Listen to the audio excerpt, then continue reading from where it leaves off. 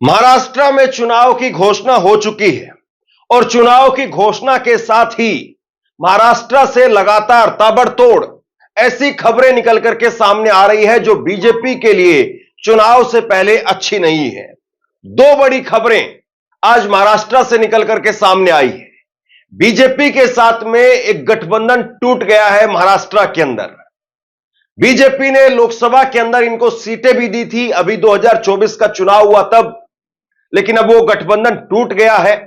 और दूसरी तरफ बीजेपी के ही अहम सहयोगी अजीत पवार के खेमे से 600 कार्यकर्ताओं ने एक साथ इस्तीफा दे दिया।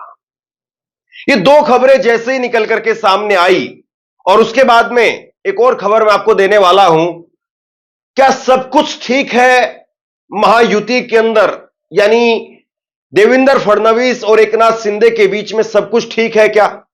प्रेस कॉन्फ्रेंस में एक सवाल पूछा गया कि मुख्यमंत्री कौन बनेगा, और इस सवाल पर देवेंद्र फडणवीस यह नहीं कह पाए कि अगला मुख्यमंत्री या हम इस चुनाव के अंदर एकनाथ शिंदे के चेहरे पर ही चुनाव में जाएंगे। इस बात को बीजेपी कह नहीं पा रही है। देवेंद्र फडणवीस से सवाल पूछा गया तो देवेंद्र फडणवीस ने सवाल को घुमा दिया, यानी अब जो है वो तकरीबन 1 महीने का समय बचा है और इस 1 महीने के अंदर महाराष्ट्र में क्या कुछ उथल पुथल होंगी।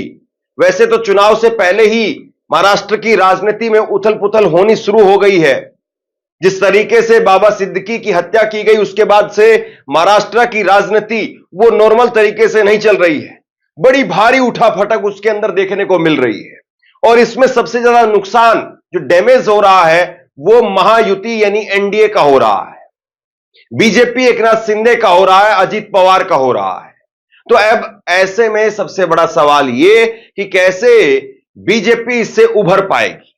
सबसे पहले मैं आपको खबर दिखाता हूं, बीजेपी के साथ में गठबंधन टूट गया है। खबर आपकी स्क्रीन पर। महाराष्ट्र में चुनाव के ऐलान के साथ ही महायुति को झटका, आरएसपी अध्यक्ष ने लिया बड़ा फैसला। महाराष्ट्र में चुनाव की तारीखों की घोषणा के बाद में महायुति में सीट शेयरिंग के मुद्दे पर मतभेद उभरे हैं और आरएसपी के अध्यक्ष महादेव जानकर ने एनडीए से अलग होने का फैसला किया है। महादेव जानकर ने मीडिया से बातचीत में कहा कि मैं एनडीए महागठबंधन में किसी से नाराज नहीं हूं, लेकिन राष्ट्रीय समाज पार्टी को भी इस देश में बड़ी पार्टी बनना चाहिए, बीजेपी और कांग्रेस की बराबरी पर आना चाहिए और इसके लिए राष्ट्रीय समाज पार्टी अपने दम पर चुनाव में लड़ेगी। हमारी पार्टी की ताकत क्या है हम उसे देखेंगे और हम अपनी किस्मत आजमाएंगे। हम राज्य विधानसभा चुनाव में 288 की में से 288 सीटों पर चुनाव लड़ेंगे। राष्ट्रीय समाज पार्टी यानी आरएसपी के प्रमुख ने कहा कि मैं महायुति के साथ में था लेकिन अब महायुति के साथ में नहीं हूं। जब मैं महायुति के साथ में था तो उन्होंने हमें लोकसभा की एक सीट भी दी, इसके लिए मैं उनका धन्यवाद देता हूं, लेकिन अब हमें अपनी पार्टी की ताकत देखनी है, इसीलिए हमने ये फैसला किया है। हमारी पार्टी को मान्यता दिलाने के लिए कम से कम 12 विधायक या 2 सांसद चाहिए। उन्होंने ये भी कहा कि हमें केंद्रीय चुनाव आयोग की शर्तों को पूरा करने के लिए कुछ विधायकों का चुनाव भी करना होगा। इसीलिए हमारी राष्ट्रीय समाज पार्टी ने अपने दम पर चुनाव लड़ने का निर्णय लिया है। महागठबंधन में किसी भी नेता से कोई चर्चा नहीं हुई। हम महायुति और महाविकास आघाड़ी से नाराज नहीं है। तो देखिए, चुनाव जब आता है तो चुनाव के अंदर कई ऐसे फैक्टर होते हैं, कई ऐसे नेता होते हैं, कई ऐसी पार्टियां होती हैं जो नए सिरे से समीकरणों को बनाने और बिगाड़ने का काम करती है। और ऐसे में आरएसपी कोई बहुत बड़ा दल नहीं है, लेकिन ये छोटे छोटे दल मिलाकर के बीजेपी लोकसभा के अंदर कोशिश कर रही थी कि उसका प्रदर्शन अच्छा हो जाए और इसीलिए उसने अजीत पवार को भी अपने साथ लिया था। लेकिन उसके बाद में भी क्या हुआ, उसके बाद में ढाक के 3 पात रहे। लोकसभा चुनाव के अंदर अमित शाह बार बार कह रहे थे कि 48 में से 45 सीट जीतेंगे, लेकिन महज 17 सीटों पर एनडीए सिमट करके रह गया। कांग्रेस सबसे बड़ी पार्टी बनकर के उभरी। बीजेपी 23 सीटों पर चुनाव लड़ी और महज 9 सीटें जीत पाई। एकनाथ शिंदे की शिवसेना 15 सीटों पर चुनाव लड़ी और 7 सीटें ही बीजेपी जीत पाई। शिवसेना जो है वो एकनाथ शिंदे की वो जीत पाई 7 सीटें। और एनसीपी अजीत पवार की पार्टी 4 सीटों पर चुनाव लड़ी और महज 1 सीट जीत पाई, उनकी पत्नी चुनाव हार गई। लेकिन अब अजीत पवार के लिए अच्छी खबर सामने नहीं आ रही है। अजीत पवार, उनका गुट लगातार बिखर रहा है और उनके गुट के अंदर एक लोगों को मैसेज ये चला गया है कि अजीत पवार अब अपना कुनबा भी नहीं बचा पा रहे हैं, पार्टी भी नहीं बचा पा रहे हैं और इस बार चुनाव के अंदर अजीत पवार से बड़ा नाम मराठा लोगों के लिए शरद पवार का होगा। और इसीलिए बड़ी संख्या में, इससे पहले भी करीब महीने भर पहले मैंने एक बड़ी खबर आपको दिखाई थी, उसमें भी सैकड़ों की तादाद में नेता जो है उधर चले गए थे। कई बार यह भी खबरें आई कि करीब 13-14 विधायक हैं जो उस तरफ जाना चाहते हैं, लेकिन बाद में पता यह चला कि शरद पवार ने उनको लाल झंडी दिखा दी। शरद पवार चाहते हैं कि जो नुकसान अजीत पवार ने उधर जाकर के किया था, हम उनके विधायकों को अपनी तरफ लेकर के वो जो गुस्सा है लोगों के अंदर उसको नॉर्मल नहीं करना चाहते हैं, उस गुस्से को हम बरकरार रखना चाहते हैं और इसीलिए उन्होंने फुल स्टॉप लगा दिया। लिहाजा अब ये हो रहा है विधायक तो वहीं पर हैं, लेकिन नेता कार्यकर्ता वो निकल करके इस तरफ आ रहे हैं। खबर आपकी स्क्रीन पर है।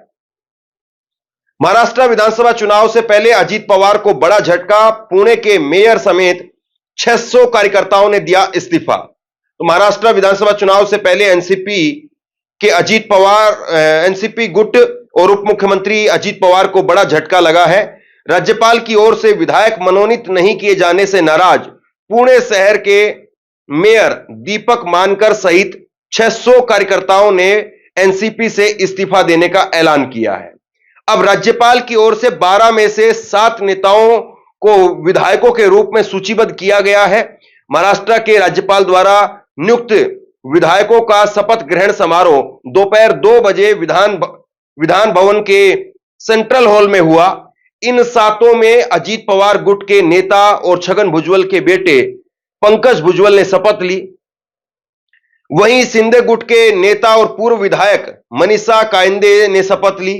इस पर अजीत पवार गुट के पुणे शहर के अध्यक्ष दीपक मानकर ने नाराजगी जताई और नगर अध्यक्ष समेत करीब 600 लोगों ने इस्तीफा दिया। उन्होंने कहा कि मैं अन्य लोगों की तरह आगे नहीं बढ़ सकता हूं, कार्यकर्ताओं ने खुद ही इस्तीफा दिया है, मैं खुद इस्तीफा देता हूं, कार्यकर्ताओं को अपना इस्तीफा वापस लेना चाहिए। तो ये जो है वो 600 कार्यकर्ताओं के साथ में पुणे के मेयर ने इस्तीफा दे दिया है। तो एक बड़ा झटका यहां पर भी आप कह सकते हैं। आप ये देखिए कि बीजेपी का जो माहौल है, और ये इंडिया गठबंधन के लिए भी समझने वाली बात है, बीजेपी का माहौल शुरुआत में इतना तितर बितर होता है, लेकिन बीजेपी उस माहौल को धीरे धीरे बनाती हुई चली जाती है फिर। और विपक्ष की कमजोरी रही है कि विपक्ष उस माहौल को बना नहीं पाता है, बल्कि उस माहौल को बखेर देता है। मैं आपको उदाहरण के साथ समझाता हूं, और ये इंडिया गठबंधन को अपनी कमजोरी दूर करनी पड़ेगी अगर उनको राज्य में वाकई सत्ता में आना है। तो हरियाणा के अंदर भी इसी तरीके से ताबड़तोड़ इस्तीफों का दौर चला। जेजेपी के 10 विधायक थे, 10 के 10 विधायक जो है उसमें से एक विधायक उनके बचे, मतलब तकरीबन उनके विधायक चले गए बीजेपी और कांग्रेस के अंदर। पहले ज्यादातर कांग्रेस में गए, बीजेपी के कई विधायक वो कांग्रेस में चले गए, लेकिन आखिरी में जाते जाते जो है वो कांग्रेस ने इस माहौल को लूज कर दिया और बीजेपी माहौल वहां पर बना गई। हालांकि वहां पर कुछ मसला जो है वो सीटों को लेकर के, पार्टी के अंदर खाने की बगावत को लेकर के, और एक बड़ा मसला ईवीएम को लेकर के, मशीनों को लेकर के, बैटरी चार्ज को लेकर के, वो भी एक मसला है। लेकिन ये इंडिया गठबंधन के लिए एक सबक वाली बात भी है कि आपके पक्ष में माहौल बनता है, लेकिन आप उस माहौल को धीरे धीरे लूज करते चले जाते हैं। बीजेपी के खिलाफ माहौल बनता है और बीजेपी धीरे धीरे उसको डैमेज कंट्रोल करती हुई चली जाती है। लेकिन महाराष्ट्र में क्या वाकई बीजेपी डैमेज कंट्रोल कर पाएगी? अगर एकदम निष्पक्ष होकर के देखें तो महाराष्ट्र में 3 महारथी वर्सेस 3 महारथी हैं। बीजेपी वर्सेस कांग्रेस है, जिसमें मोदी और राहुल का चेहरा रहेगा, जिसमें देवेंद्र फडणवीस, नाना पटोले का चेहरा रहेगा। दूसरा चेहरा जो है वो एकनाथ शिंदे और उद्धव ठाकरे का है, और तीसरा चेहरा एनसीपी में अजीत पवार वर्सेस शरद पवार का होगा। अब अगर आज पेपर पर देखें, किसी भी राजनीतिक विश्लेषक से आप पूछें या कोई भी जानकार जो है वो इस बात को कहेगा कि उद्धव ठाकरे के मुकाबले में एकनाथ शिंदे कहीं नहीं ठहरेंगे, शरद पवार के सामने अजित पवार कहीं नहीं ठहरेंगे।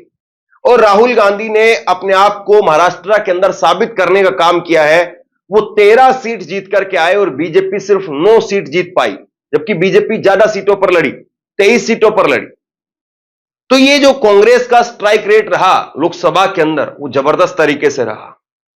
क्या अब कांग्रेस उसी माहौल को, लोकसभा चुनाव वाले माहौल को फिर से विधानसभा चुनाव के समय पर पैदा कर पाएगी? वही करंट, वही उबाल फिर से ला पाएगी?